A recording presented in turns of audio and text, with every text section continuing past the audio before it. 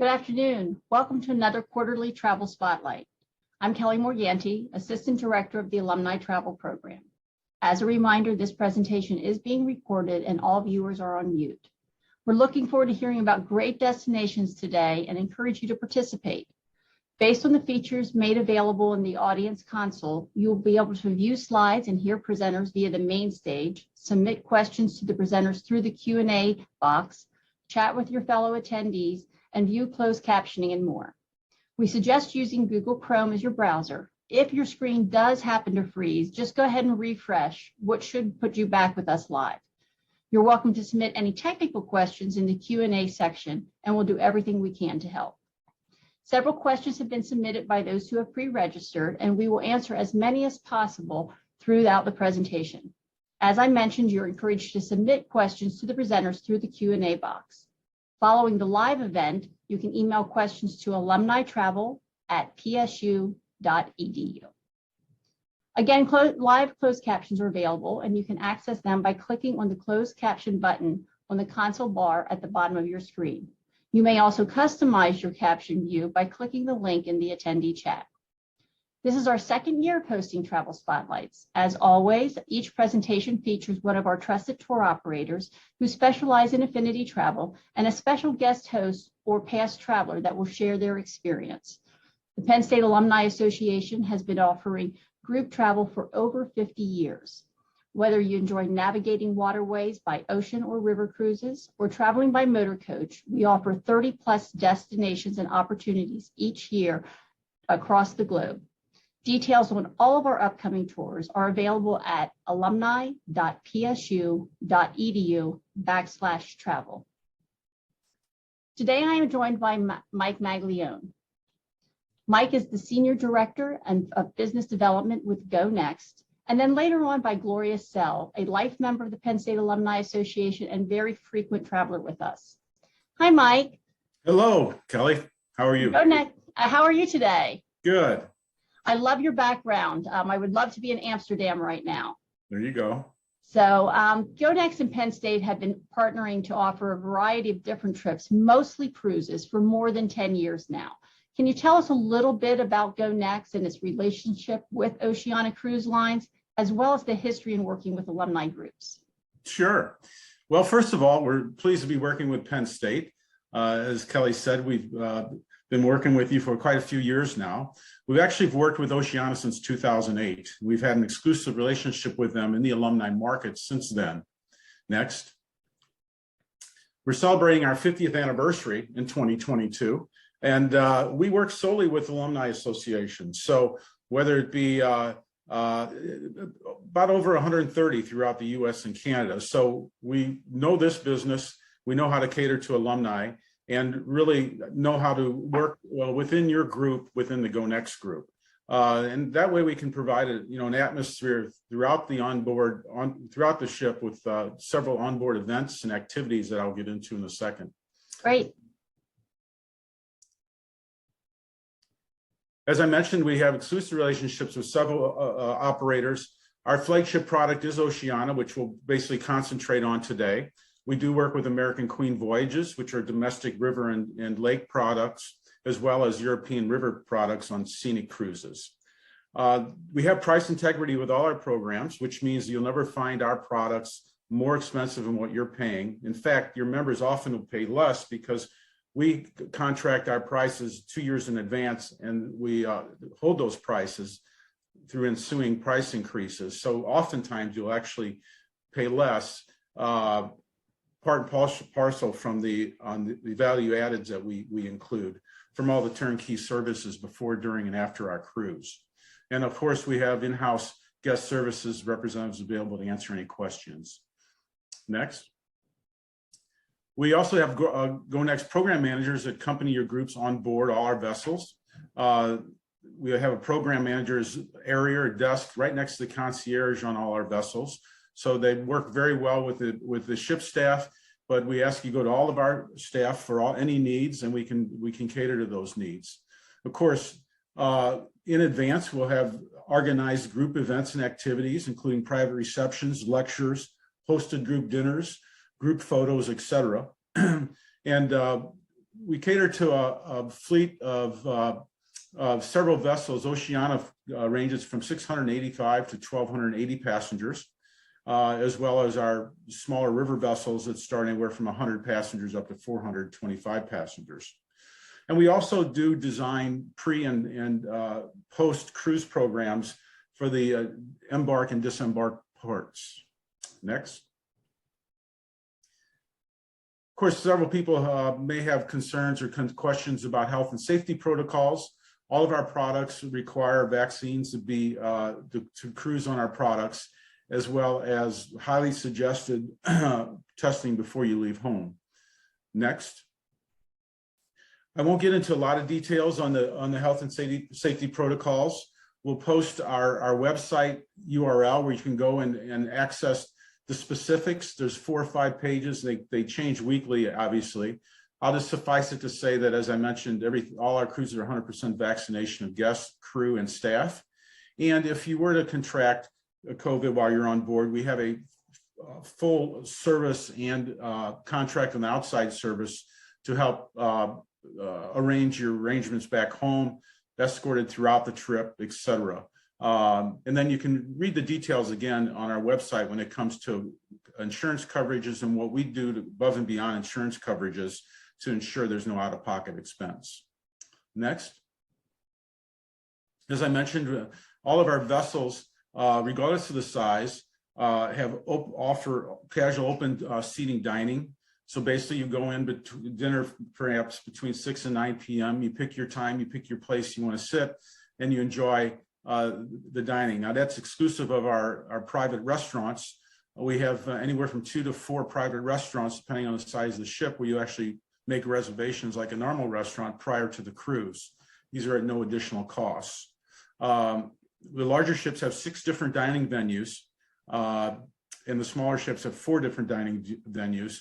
As noted here, we have 2 larger ships, the Marina and Riviera, and we have 5 smaller ships, actually 4 smaller ships, and then we have a new vessel coming on board in 2022. The Regatta, the Nautica, the Insignia, and Serena, and the Vista will be coming on board in 2023. A nice thing about Oceania is we have what they call the O-Life package. So our pricing includes, of course, the stateroom. In addition to the stateroom, prices include airfare from major gateway cities, and we have 28 to 30 major gateway cities. Your transfers to the ship and back to the airport, internet, and then your choice of select shore excursions, a shipboard credit, or beverage package. And so when you're looking at the pricing, you'll see there's a lot of value added. Next. All the vessels have the terrace grill, which is our breakfast, lunch, and dinner open buffet. It's a nice casual venue, mostly used for breakfast and lunch. You can also have dinner there. They have daily grilled lobster and steak, so the food is exquisite. And Oceania actually has been voted the top cuisine at sea for the last 6 years. Next. So whether it be the grand dining room where you have open seating, or some of the private restaurants, that being Toscana, the authentic Italian restaurant. Next. Polo Grill, the authentic American steakhouse, or Red Ginger, the Asian fusion restaurant. What's unique to Oceania is, unlike many ships where one galley feeds all the different restaurants, they have unique galleys for each of these restaurants. So you have you can actually see the chefs preparing, for instance, Red Ginger, through the window. You can see them preparing the meals, and again, you'll have Italian staff in Toscanos, etc. So you really do get the full ambiance of the restaurant experience and cultural experience. Next. In addition to being known for the cuisine on board, they also have an exquisite self-guided audio art tour with some unbelievable art, as well as they have what they call the Artist Loft, which is an in-residence artist, whether it be a photographer, sculptor, or painter, that offers free art lessons, and then they have a little art show at the end of the cruise. So very nice thing to do, especially at days at sea. Next. Other things on board include the only culinary cooking center at sea, and this is on our 2 larger vessels, the Marina and the Riviera. And these are where you have in residence chefs that actually will show you how to prepare dishes, and then you make them. They also have culinary discovery tours. You actually go on shore and actually purchase the foodstuffs for those classes as well. So a great experience. Again, very popular. And like the spa, they book very quickly, especially days at sea. Next. Oceania has its own dedicated spa called Aquamar Spa and Vitality Center. It's a holistic approach to not only exercise and manicures, pedicures, massages, but also nutrition. They have a juice bar and a vegetable bar and what have you. And it's a great experience. Next. These are actually tiled warming chairs, benches that you can lay on after a massage, and it's there's heat elements that run through there, and it's a great way to relax after a nice massage. You know, one of the questions from one of our pre-registered viewers, Nick, wanted to know about how large these ships are. I know we hear a lot in the news these days about some of these mega ships, but talk to me a little bit about the size of the ship and the reason they keep the ships smaller.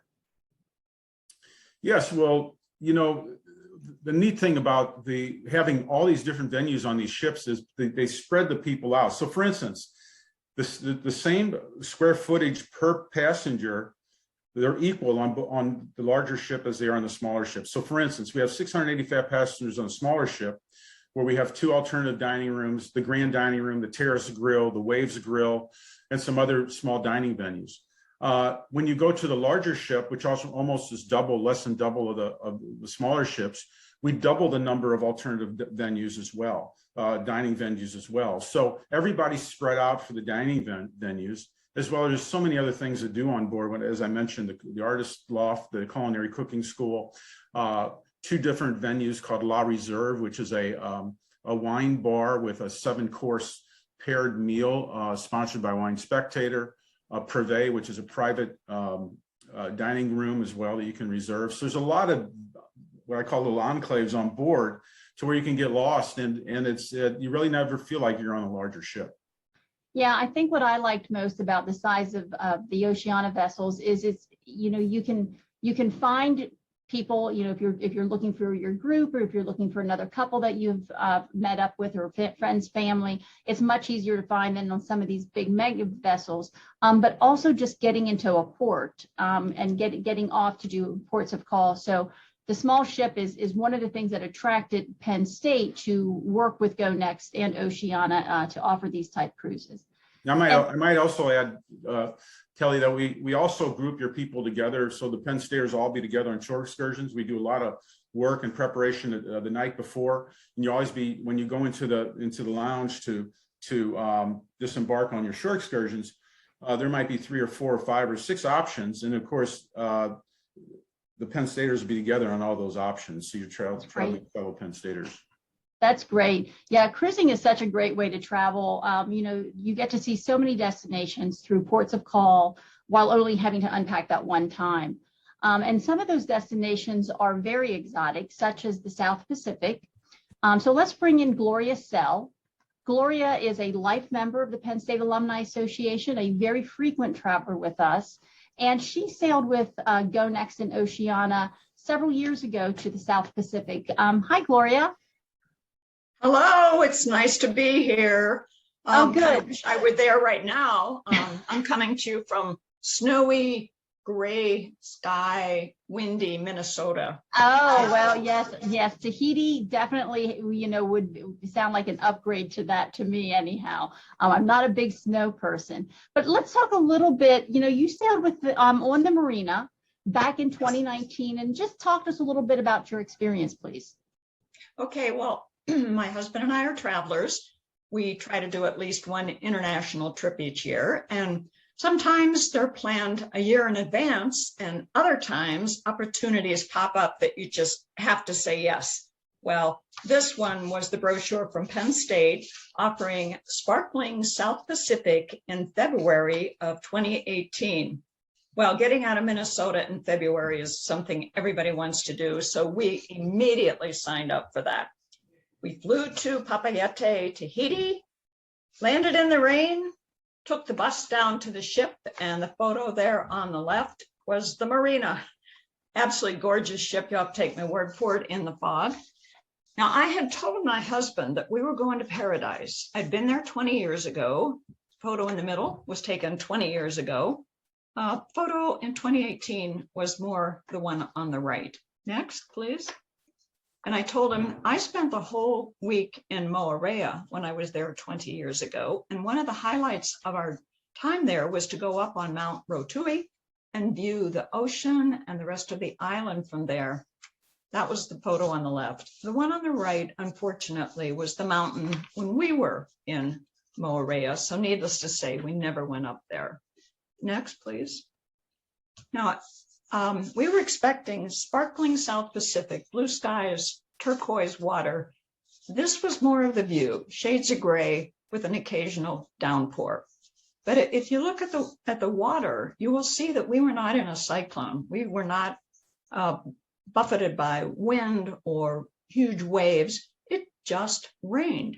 Well, travelers know that you cannot control the weather, and we were not going to let the weather ruin this trip for us. Next. The most obvious place to look for beauty, even in the rain, would be among the flowers. My favorite flower in this slide are the white ones in the upper left.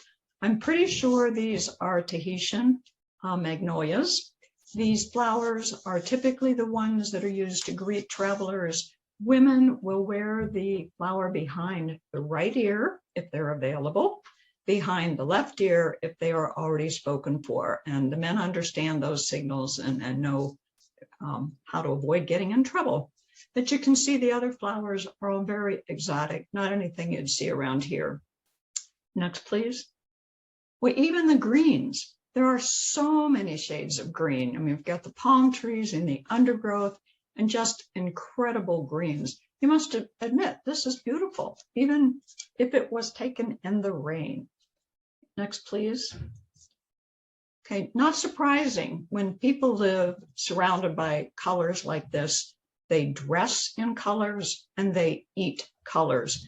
The upper right photo is a barbecue we attended, and the food in the foreground are pineapples, mangoes, all kind of very, very colorful food served on green leaves. Just so appetizing. And Mike's already mentioned the food on the ship.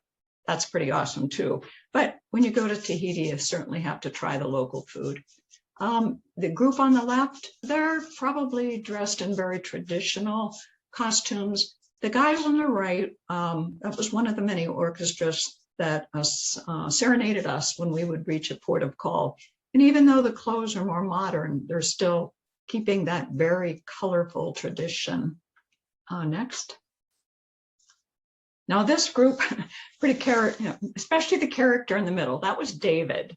He was quite the entertainer. He played, sang, danced, told jokes, and the fellows with him were the rest of his little band. And that was the group that entertained us at the barbecue. And again, I mentioned the shades of green. You can see all of the greenery in the background. Next, please. Now, even street clothes carry on this tradition of color. The lady on the left is even wearing flowers on her hat. And what she's explaining to us are vanilla beans, the Tahitian vanilla beans. They are not the ones you're going to find at the grocery store, because these are more floral in character, and they're used mostly for perfume. The lady on the right, well, if you look at the necklace, you know what she's talking about. We visited a pearl farm, and she explained how the black-lipped oysters are seeded, put back in the water, and hopefully they will grow a beautiful round black Tahitian pearl. But don't you love the colors of their dresses? Next, please. Now the guys, they don't miss out on the color. If you see the fella in the upper left, he was all by himself out in a lagoon minding the fish traps. But there he is in bright orange. If you notice in the lower left, his little boat, well, you can see it again in a larger picture. We saw blue boats, and we saw red boats, and we saw red and green and white boats. Next, please. And we even saw a tiger stripe boat, which I just love this guy. Next slide, please. Okay, I'm inspired to paint my boring red wheelbarrow blue like this homeowner did. But everywhere there's an opportunity for color, the Tahitians grab that opportunity. Next, please. So no surprise that their art is also very colorful. The image on the left was a piece we saw in a gallery in Moorea. And I don't know if this artist was a fan of Picasso. I called this one if Picasso had visited Tahiti, but his style was very much like Picasso, but he personalized it with the seashells that he glued onto his canvas. Now, the artist most associated with the South Pacific, of course, would be Paul Gauguin. This is not an original, unfortunately. It was also in that gallery, but they had many reproductions of Gauguin's work, also very colorful. Next slide, please. Now, my husband and I signed up for many of the shore excursions as we were allowed to do, but when we weren't with a group, we got off the ship anyway. And Mike has alluded to this. In many ports, all we had to do was walk down the gangplank. Other times, we did take the tenders, but I think they ran maybe every 10 or 15 minutes. It was never a difficult time to get to shore. But we discovered this little restaurant in one of our adventurous trips. And I took the photo because I thought that is really interesting, the way that this owner has painted her building.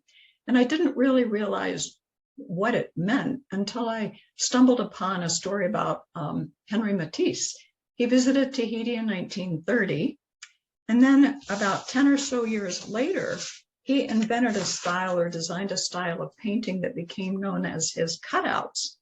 And he would cut colored paper, brightly colored paper, and paste it on the board, and then kind of personalize it with some embellishments. And this building actually looked a lot like some of his cutouts. And the proprietor adopted his love of color. This chair on the right was perched right at the dock at the edge of the water. So she obviously loved that, the very colorful Matisse style. Next, please. Now, the house there on the lower right, we didn't see too many painted like that, but it only takes one, and there goes the neighborhood. But many of the stores were very much like the picture on the left, very brightly colored pink and turquoise, and almost all of them featured that oilcloth, which you maybe remember from your grandmother's days. But we saw that on tables out in the yard, and I suspect that it graced many a kitchen as well. Next, please.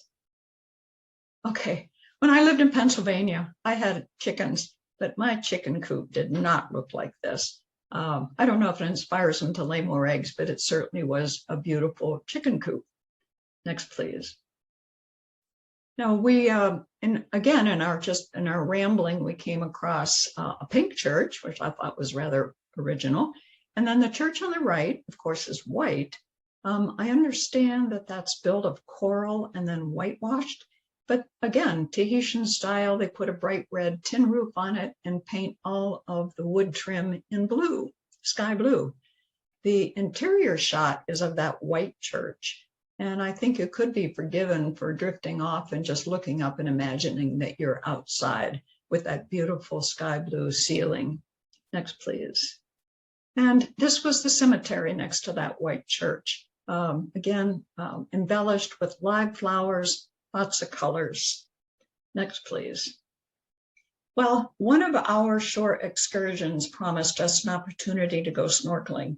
And wouldn't you know, I think we had one of the prettiest afternoons of our generally rainy week. And we spent several hours in the water on the beach, chasing around these lovely little tropical fish that Tahiti is known for. Next, please. All right. We didn't have the best weather. Photo on the left is very typical. But if you look at the photo on the right, you can see there was beauty there. We saw many flowers, we saw the artwork, we saw the way the Tahitians dressed, what they ate. Next, please. And there were many, many beautiful scenes for us. The other thing is a tribute to our captain, to the size of the marina, and somewhat cooperation of the weather. We did not miss a single port of call, and we were never diverted from our itinerary. And those of you who cruise know that that's not always the case. But here is the marina approaching Bora Bora. And again, you can see the water was pretty calm. We didn't have any trouble getting in every place we were supposed to go. So it really was a wonderful trip. Next, please. That's my husband and I. Again, just another scene, a beautiful scene of Tahiti, probably one of the days when it wasn't raining quite so hard. Next shot, please. And when it came time to say goodbye to South Pacific and the marina, we were sorry. It was, how can you happily leave paradise and come home to Minnesota where it was likely 19 degrees and 20-mile-an-hour wind? We had a lovely time. The weather was not a deterrent. The marina was a joy. And because of the weather, there were probably people who spent more time on the ship than we did. But as Mike explained, they have art classes, cooking classes, board games, card games, entertainment, the spa. Whether you go ashore or stay on the ship, you can just have a lovely, lovely time traveling with Oceania. And go next. Well, thank you. Yeah, thank you, Gloria. I mean, it certainly makes me long for some warmer weather. They keep promising us, warmer weather here in Happy Valley, but the 16 degrees this morning wasn't real encouraging for me. But tell me a little bit why you travel, because you have traveled extensively with Penn State. What's it like to travel with Penn State and some of our trips and with other Penn Staters? Well, I graduated Penn State in December of '68, so it's been away a long time. And of course, I live 1,000 miles from there now. But when I sign up for a Penn State trip, I know there's instant camaraderie. I mean, shared experiences. And you can skip the question about where you're from because you figure most everybody's from Pennsylvania. And then it's what's your hometown. And so that makes it just kind of fun with the already halfway knowing people. Well, secondly, I love it, just truly love it when Penn State sends an Alumni Association representative. And we had Paul Clifford and his lovely wife with us in South Pacific. And these guys are very anxious to share kind of inside scoop on Penn State. So you read the Alumni magazine and you get some of the stories, but Paul was very forthcoming. We very much enjoyed that. The other thing is I don't worry about what the trip is going to be like when it's a Penn State trip. We've used several of the tour operators, Go Next most recently, and we know it's going to be a quality trip and we are going to get our money's worth. That's why we travel with Penn State. That's great. Thank you so much. Andrea is actually asking about some single supplements, and which I will address that with Mike. But yeah, some of our trips do not have single supplements. Most of the Oceania ones do have a single supplement involved with them, and that varies by the trip itself. But let's go ahead and bring Mike back. There he is on screen, and let's talk about some of the trips that we've got going out this year. Yes, so we'll begin with Romantic Rivieras aboard Sirena. This is a Western Mediterranean program that cruises from Barcelona to Monte Carlo, May 28th. Starting price of $29.49. Again, that includes airfare, transfers, and your choice of select short excursions, the shipboard credit, or beverage package. Next. We'll begin in Barcelona. You'll fly into Barcelona. If you do our 3-day, 2-night pre, you'll have an opportunity to tour Barcelona. One of the highlights is La Sagrada Familia, the church designed by Antoni Gaudi. And for European standards, it's actually a pretty young church. It's began construction in 1882, and it's still not finished. Gaudi passed away, I believe, in 1925. It was about 25% finished at that time. And there's still construction. And in fact, if you see on this photo here to the right, you see a scaffolding in the lower right-hand corner. So I had to laugh because I was doing a little bit more research on this, and And they say due to COVID, it's not going to be done till 2025. So I don't know if that's the true reason for the delay, but it quite is a work of art. And obviously the term Gaudi has been added to all of our vocabulary. From there, next, we'll cruise down to Valencia, a coastal port on the mainland, and then we'll cruise out to an island port of Mallorca. And here we'll have an opportunity to visit a really interesting, and this is a older construction, St. Maria's Basilica, 16th century Gothic cathedral. So again, several hundred years older than the La Sagrada Familia. So you'll have the opportunity to see this beautiful structure. And of course, Mallorca offers, like many of these island ports in the Mediterranean, we'll be talking about another one here soon.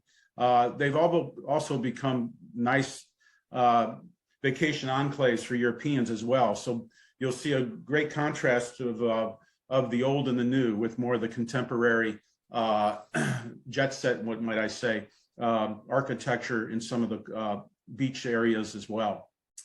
Next. We'll then move back up to the French Riviera. We'll have an opportunity to visit Provence at the port of Marseille. This is the old port of Marseille. Actually, it was a natural harbor founded in the 13th century. A shipyard actually in the 16th century where galleons were built, and it's the original natural harbor and most frequented in the Mediterranean, and today even is one of the most busiest harbors and for industry as well as recreational in the Mediterranean. Of course, the beautiful hills ascending up to St. Pharals of the Augustinian Cathedral, 13th century cathedral. So beautiful walking city as well. From there, we'll go to Antibes, and then next we'll cruise to another island port of Olbia, Sardinia. Of course, this is an Italian protectorate going all the way back to the 7th century BC. Again, similar to Mallorca, you'll have the beautiful old architecture, and this now has become a very popular vacation spot for Europeans as well, bringing their private yachts to Sardinia. But here you'll have some unbelievable beaches for the Mediterranean, beautiful sanded beaches, and of course, piazzas with cafes and cappuccinos and limoncello. It's just your first real taste of Italy before you touch upon the mainland. Next. Speaking of Italy, we'll then go into the port of Livorno. We'll have several options. Oceania offers a lot of options where you can go out, and perhaps you've been to one or two of the options before, so you always have an option, whether it be Lucca, the walled city, or Pisa, the Leaning Tower, or of course the highlight here, Florence. This is Florence, the River Arno, with the Firenze Dome, the Duomo, built in the 1400s, I believe. And obviously kind of the center of Renaissance architecture and art. You'll always see a lot of art students in the museums, stenciling the sculptures and the paintings and what have you. So just a beautiful, beautiful stop. And as I mentioned, a lot of options. I don't know if I mentioned Tuscany as well. So out of Livorno. Next. And then we'll end our cruise in Monte Carlo, smaller than a square mile. It's the second smallest country in the world, and actually is the second richest country in the world per capita GDP. So it's got the combination of both. So known for the Monte Carlo Casino and the Monte Carlo Grand Prix every May. It's definitely a place to people watch. This actually is the harbor where the casino goes under the Lowe's Hotel, which is in the far left, if you can see it, and goes around the harbor here. And they build the track right around the harbor there, and then they have the stands outside the track there. And you'll see these unbelievable yachts come in and spend the week in this area. And I was actually there about 3 or 4 years ago during the Grand Prix. And you could just Google every one of these yachts, and they're, 25, $30 million yachts. So it's definitely a place that people watch. Next. Yeah, I love the Mediterranean. And although you did miss mentioning the gelato in Italy, which, I don't do that. That's always a high point of any trip I do to Italy. And I strongly recommend, you had mentioned the pre-cruise and the post there, but the pre-cruise in Barcelona is wonderful. There's so much to see and do there. Let's move on to one of our more popular destinations also, which is Alaska. This year, we're going to join with the other Big Ten schools for the Vistas and Glaciers of Alaska cruise. And I know we've done this trip, and it was so popular several years ago. So let's talk some more about that one. Sure. So actually, correct. Our inaugural Big Ten Alaska cruise was 2017. So we'll have been with 5 years or so.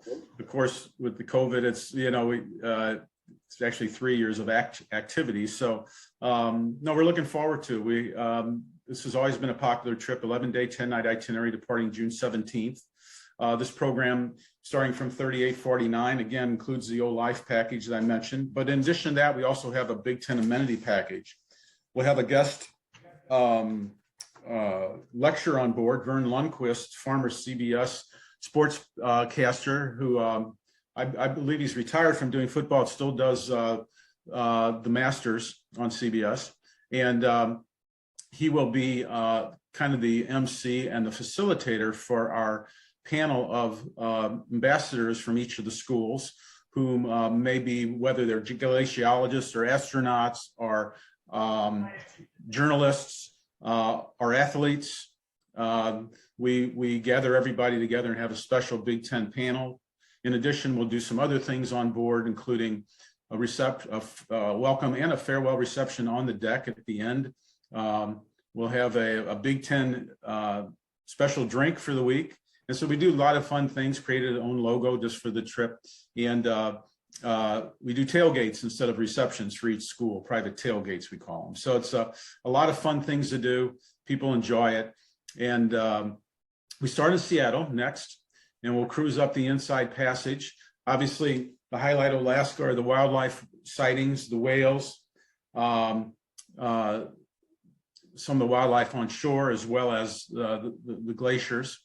We'll actually go into Misty Fjord National Park, see our first set of glaciers in the Inside Passage next, before we get up to Ketchikan. This will be our first experience in Alaska with the architecture and the boardwalks of Ketchikan, and get the real true feel next, especially with the totem poles. We'll find more totem poles per square mile anywhere in the world, I believe. But this really gives you a good feel for the Alaskan culture.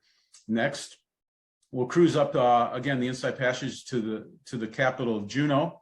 Juneau is the largest landmass capital, the second largest landmass capital in the United States. And so here we'll have an opportunity again to visit some canneries and visit some of the, you see the seaplanes right there. You can do shore excursions, salmon fishing, just so many things to do, especially obviously for people who love the outdoors.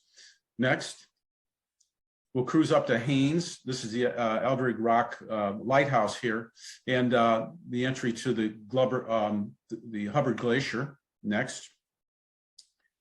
And then we'll go into the glacier. We'll visit Hoonah and Sitka for 2 ports of call, and enjoy a full day in the glacier as well. And so it's an unbelievable scenery, as you can see here, and obviously pictures don't do it justice. Next. We'll actually have a day of sea then, and that's when we do our panels and our final farewell on the deck.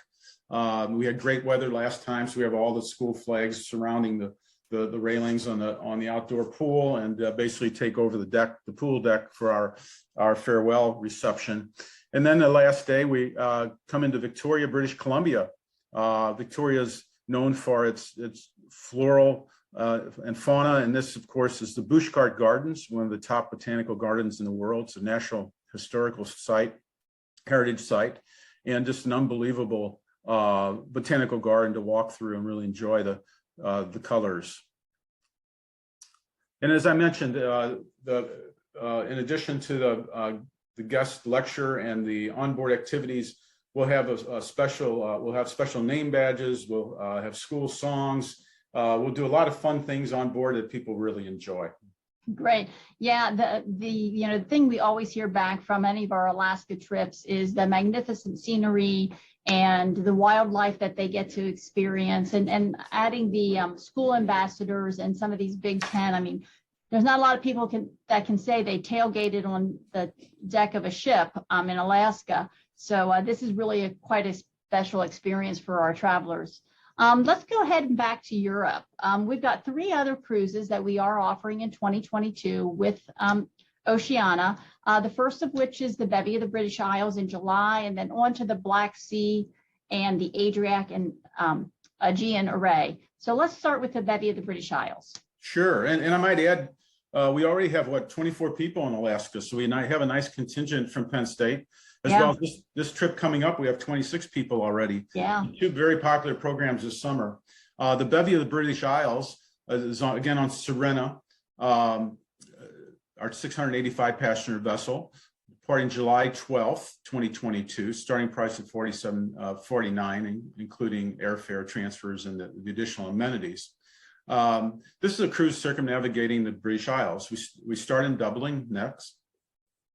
So we have an opportunity if you want to do a pre in Dublin. This is the River Libby in Dublin. It goes through the city center. We'll have several short excursions off of this if you do the pre. Otherwise, we'll go right to the vessel next. And our first port of call will be Cobh in County Cork. This is St. Colman Cathedral, which has the distinction of being the last port and the last area where the Titanic left before its destiny. So it's the last land port it left before sinking in 1912.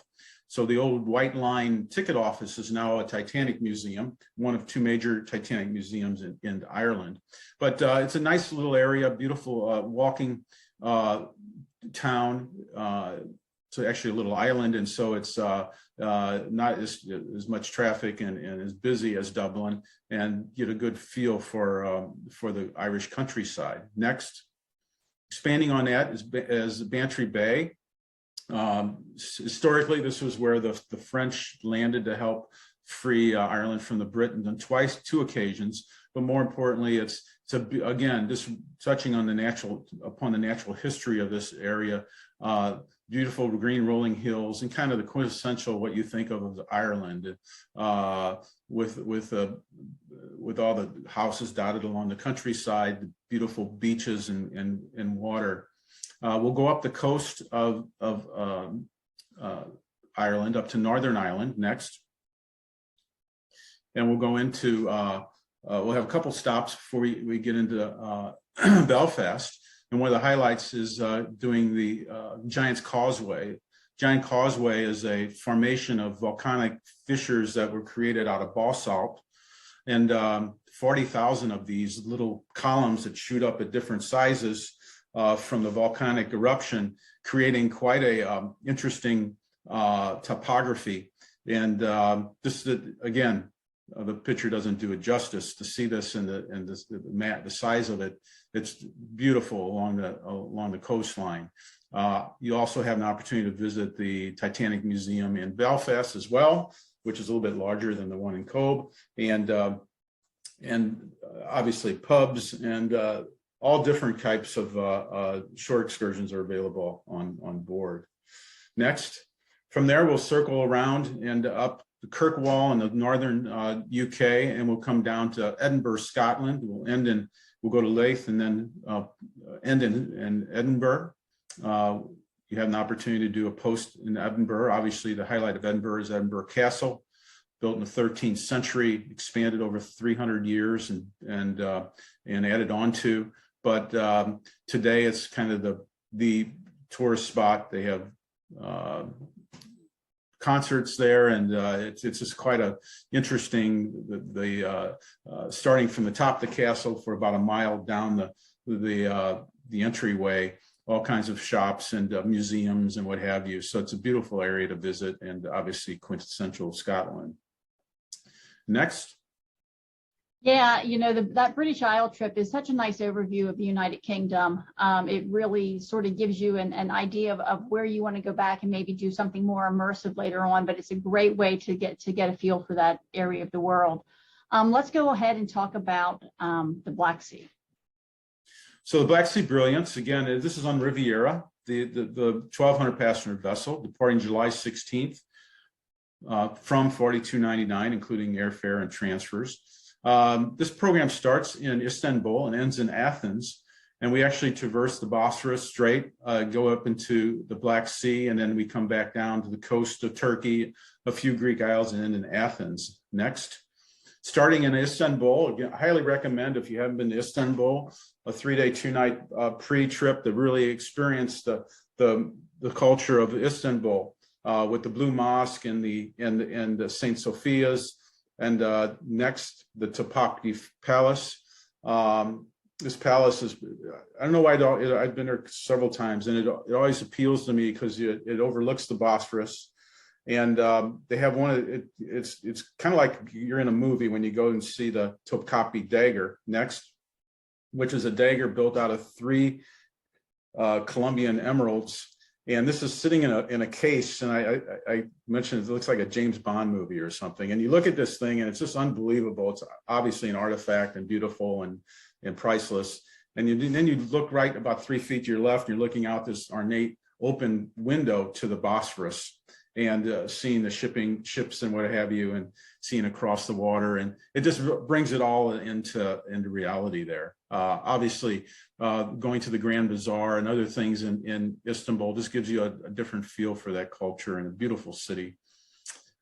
We'll embark the vessel in Istanbul next, and then we'll go up in the Black Sea, visiting the Odessa Opera House, amongst other things, in Odessa next. We'll all come down the coast, and we'll visit 2 ports of call in Romania, Constanta and Nesebar, before one of the highlights, and that's Kustadasi for the ruins of Ephesus, where we'll walk the walkway from the Farmer Harbor up to the tile houses, and then back down the walkway by the Library of Celsus here. This is the front of the Library of Celsus. When there's people here, you'll see a lot of, last time I was there was a wedding party taking pictures on the steps there. And of course, this is next to the Library of Alexandria, contained 12,000 scrolls, and was second largest to the Alexandria Library. You continue to walk down, you'll do the amphitheater where Paul spoke to the Ephesians. And it's just a really interesting destination with so much history. Next, we'll change a bit and go to Bodrum, in an island in Turkey, a Turkish isle, where you'll, again, like Olbia, have a contrast to the new and the old. We'll have Greek ruins there on this island, but then next to it, you'll have very contemporary architecture. Again, these islands are becoming kind of European vacation spots where they'll bring their private yachts in. And so beautiful beaches, beautiful scenery, and obviously the deep blue sea. It's just and sunshine. Next, of course, visit to this area is incomplete without visiting Santorini. 16th century, it had a volcano eruption, created a caldera where these homes are now built on the side of the cliff overlooking the caldera. The quintessential blue domed homes of Santorini are well known throughout the world. It's just a beautiful walking town as well. From the vessel, you'll either take a tram up to the top, or you can actually ride a mule up to the top, or you can walk. But it's a great town to visit and great experience. Next. And of course, we'll end in Athens. This is the Parthenon, kind of the flagship site of Athens, up top of the Acropolis. And there'll be several different options if you want to do a post option here, which is very popular as well. And I might say 60% of our passengers take the post options on most of these Mediterranean trips.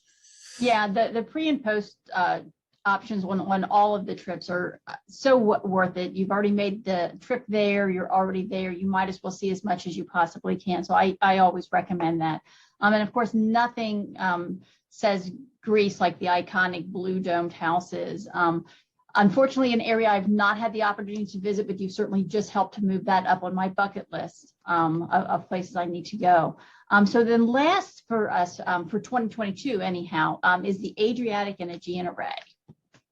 Yes, so this again is a Rome to Athens program, kind of combination of the best of the West and the East Mediterranean. We'll circumnavigate Italy, go up the Adriatic along the Dalmatian coast, Venice, come back down into the Aegean and end in Athens. On the Nautica, this program priced from $33.49, again, including airfare and transfers. As I mentioned, next we begin in Rome. Again, highly recommend a pre in Rome. These are the famous Spanish steps.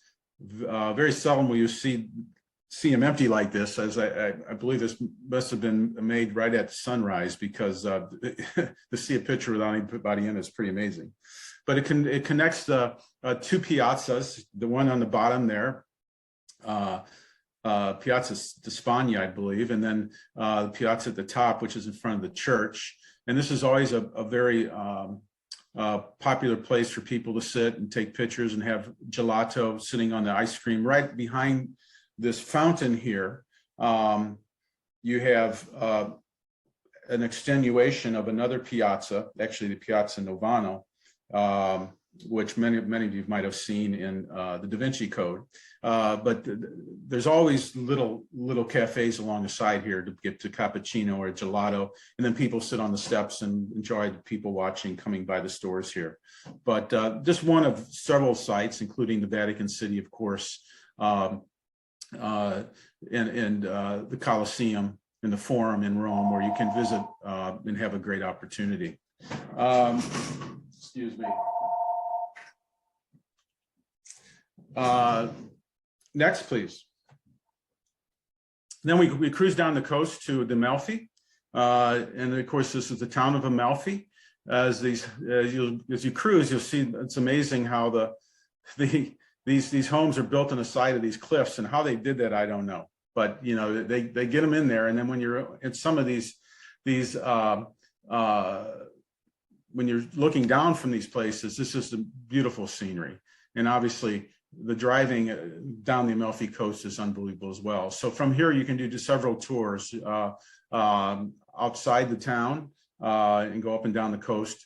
There's other enclaves up and down the coast. Positano is a beautiful little town. Or you can just enjoy walking Amalfi, visiting the church there. There's a little piazza with a great gelato and a limoncello store right on the corner. And so beautiful, beautiful place. And I highly recommend, getting off the ship. Even if you're not doing a tour, just walking off the ship in many of these ports, you don't even have to do an organized tour. You can walk around on yourself. And of course, we provide transportation to the city center on all these as well. Next. We'll cruise down the Ionian Passage to Syracuse, Sicily.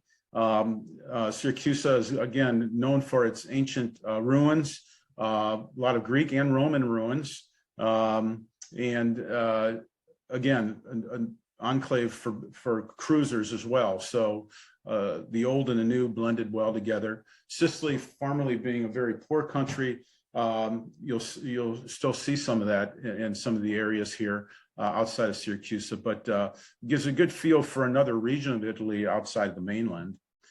Next. We'll cruise around the boot and we'll come up the Dalmatian coast and we'll visit Dubrovnik. Probably the most well-kept, next to Lucca, maybe it's San Gimignano, probably the most well-kept walled medieval city or town in the world. It's just unbelievable. This medieval city on the jutting out in Croatia and the Dalmatian coast. You can actually walk around the top of the wall here. And the next, you get a closer look here. So you can actually walk around. It's all well preserved, and it's amazing. You just walk along these walls, and you'll be looking in the back of people's backyards or back, areas, and you'll be people, hanging their clothes out to dry or sweeping the sidewalk or whatever. And but you'll still see the gun turrets there, and it's just quite an amazing little town, and different architectures as well. The Gothic, the Renaissance. It's really interesting, and really a can't miss. You have to do the old town in Dubrovnik. Next, we'll then cruise up to Venice.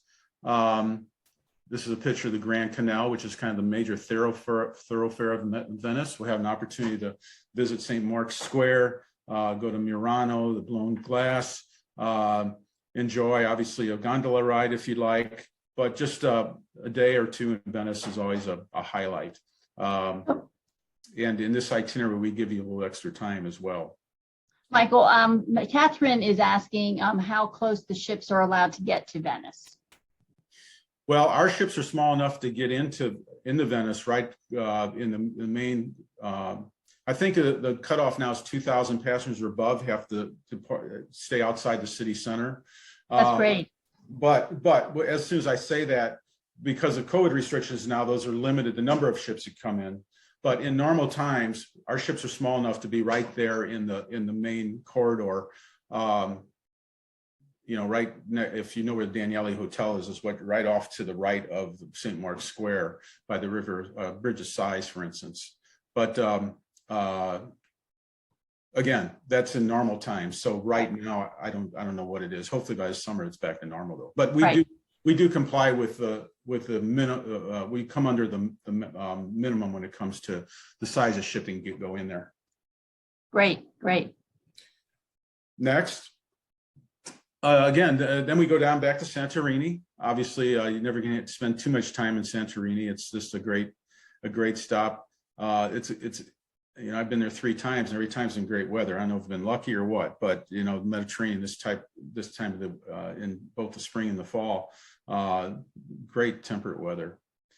And then we next end in Athens. This is another different shot of Athens. This is actually the Plaka, which is the main walking street at the forefront of the Acropolis, and then crowned with the Parthenon on top. This is a great photo. It must be at sunset, but it's a beautiful photo. It brings in all the tourist activity in the Plaka, as well as those people who want to actually make the walk all the way up to the Parthenon. But a great opportunity. And of course, if you've been to Athens before, there's always options to go outside and do some things outside the city center. And that completes our presentation. So, Mike, you talked a lot about some of the ports that they can go into. And I think that Gloria also mentioned that, even if you don't want to do one of the tours themselves, you can just walk into town to sort of see what the town center is like. What are some of your favorite ports of call on some of these ships? Do you have any personal favorites? Well, if it's the first time, so it really is, there's 2 different camps. Your first time. So if you're the first time, for instance, you go into Livorno, you have to do Florence. Now, I've been to Florence several times. So, I recently did Lucca, and a great little walled city. But if I were to rate them, it's kind of hard to rate, but I've been to Florence and Pisa and San Gimignano, Siena, Perugia, and never were to Lucca. So I went to Lucca. So, but, if you're going to say what's the favorite, you got to go where the art and architecture is, and that's Florence, for instance, when you go into Livorno. Now, favorite ports, I like the Amalfi coasts. Other people like, the city centers, like Venice, which I love Venice as well. But I'm more accustomed to the smaller towns, the Positanos and Amalfi, and some of these smaller towns down the Amalfi coast. But it's really hard, it's like asking you which child you like most. It's really tough. I've been to over 110 countries, and people ask me all the time, what's your favorite? Well, the one common denominator is the people, right? Yes. It's not the socioeconomic, political issues they're worried about. They're concerned about enjoying their kids and living a great life, right? And so I think when it comes down to it, it's really about the people you meet in all these places. And they're really not different than you and I, right? Wherever we're at in the world. But certainly there's some sites, have to see sites.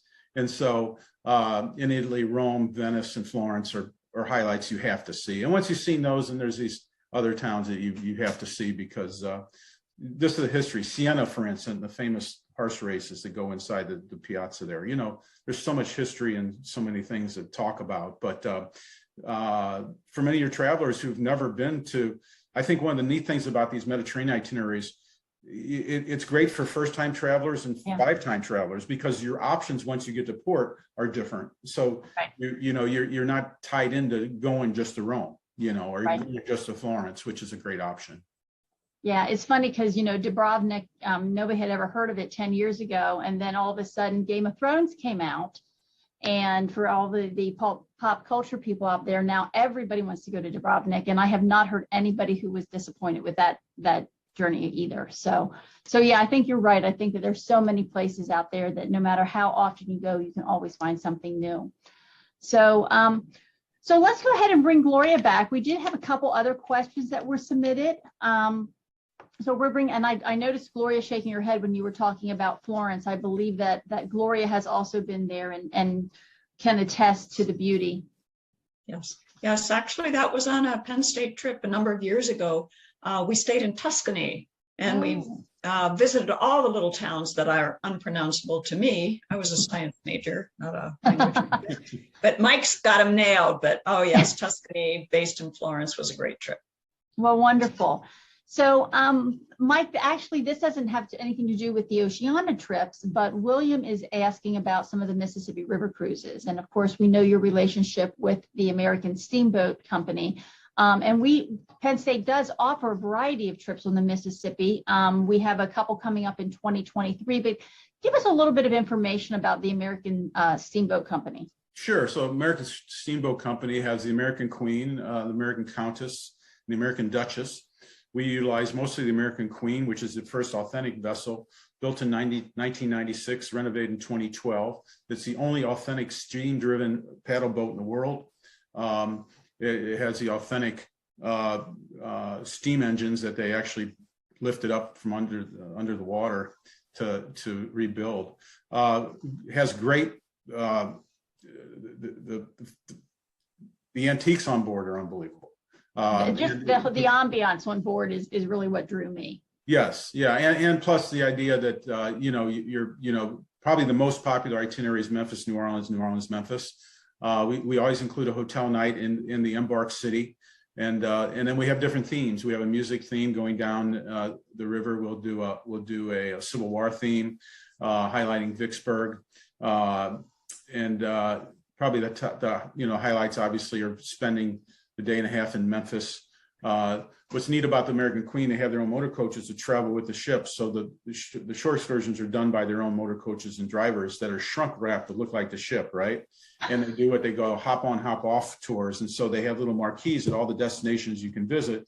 You get off the motor coach, you visit your place. They come every 20 minutes. So you can say 20, 40, 60 minutes and you get back on. So it's self-paced. It's just a great experience. And so going to probably the most popular itinerary is Memphis, New Orleans, stopping in Natchez, Vicksburg, Baton Rouge, Nottoway Plantation before we get to New Orleans. The St. Louis to Minneapolis, Red Wing is another popular program in the fall. And then our Pacific Northwest program. Yes, you got to add that northern part of that cruise. Right, exactly. And then in the fall foliage is a beautiful program, and Red Wing is beautiful in September, October. And then our Columbia River program, where we kind of focus not only on the Lewis and Clark expedition, going from Clarkston to Astoria on the Columbia River, but talk about some more of the modern day things going on there when it comes to proliferation of wineries in the area. Beautiful itinerary. And for people in the Midwest, Northeast, Southeast who've never been to Northwest, a different topography for sure, and just a different experience altogether. It's beautiful up there. And the ship up there is the American Empress, which is a 200-passenger electric or mechanical driven paddle. Yeah, we're offering that trip in 2023, as a matter of fact. We also have a Mississippi area trip that we're offering in 2023, and we'll talk more about that actually in May. But so everybody needs to watch for our launch of our 2023 programs. Diane was asking, actually, I guess this one is for me. She was asking about a trip that we have going out to Hawaii next month. There are other options for flights. The departure city listed on that particular trip says Philadelphia, but the tour operator can certainly work with you to fly from wherever your closest airport is.